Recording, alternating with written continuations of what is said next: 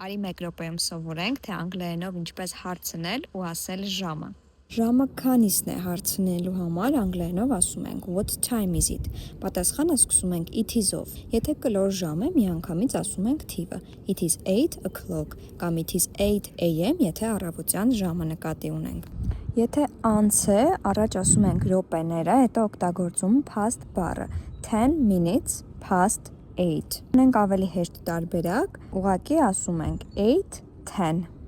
15 րոպեների համար կարող ենք հանդիպել նաև quarter բառը, որը նշանակում է քառորդ։ Անց կեսի համար ունենք half բառը,